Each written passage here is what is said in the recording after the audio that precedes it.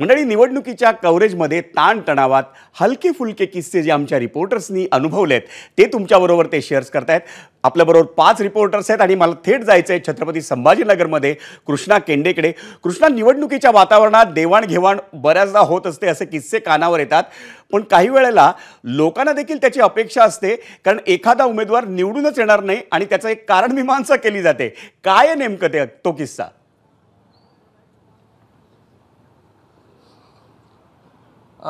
प्रत्येक रिपोर्टरसाठी त्याची जी कव्हरेज असतं ते प्रत्येक वेळी समृद्ध करून जाणारं असतं आणि मी मराठवाड्यातून रिपोर्टिंग करतोय, जिथे किस्से या ठिकाणी अनुभवायला येतात। म्हणजे जिथे किस्स्यांवरून म्हणजे हलकं-फुलकं भाषण करणारे व्यक्तिमत्व खास करून मराठवाड्याला लाभले, ज्यामध्ये विलासराव देशमुख असतील, त्याचबरोबर मुंडेसाहेब असतील किंवा रावसाहेब दानवे असतील, हे सर्व जे आहेत ते हलके-फुलके आणि साधारण बोलणारी माणसं आहेत। असं करत असताना अनेक किस्से जे आहेत ते प्रचारादरम्यान आम्हाला अनुभवायला आले। त्यातले काही किस्से मजेशीर आहेत आणि ते मजेशीर किस्से तुमच्यासमोर मांडणार।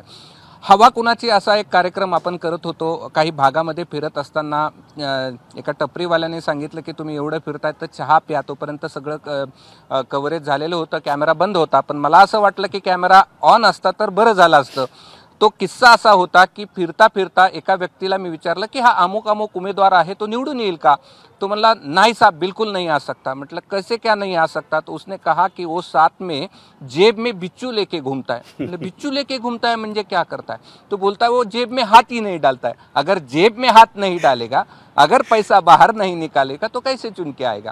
आणि हा किस्सा ऐकल्यानंतर मला असं वाटलं की बरं झालं कॅमेरा ऑन झाला असता तर बरं झालं असतं की विचार काय करतायत किंवा मतदारांचा विचार कुठपर्यंत आहे हे देखील कळलं असतं।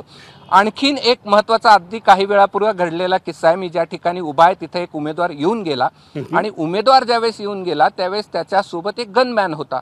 उमेदवार खूप साधा होता। मी त्याला म्हटलं की हा गनमॅन कसा? तर त्याने सांगितलं की हा आणि जो प्रचार आहे, म्हणजे तिथल्या आजूबाजूच्या लोकांनी सांगितलं की लोक स्वतःचे पैसे लावून या ठिकाणी प्रचार करतात, मात्र यांनी सरकारी पैशांमध्ये प्रचार केलाय। मी म्हटलं कसं काय? तर त्यांनी सांगितलं की यांनी निवडणूक आयोगाकडे तक्रार केली आणि सांगितलं की माझ्या जीवाला धोका आहे आणि धोका असल्यामुळे मला सिक्युरिटी मिळण्यात यावी। आता सिक्युरिटी त्याला मिळाली आणि त्यानंतर त्याच्यासोबत जो पोलीसचा कर्मचारी होता त्याला सांगितलं की तुला जर माझ्यासोबत फिरायचं असेल तर मी पायी फिरेल, तू माझ्यासोबत फिर।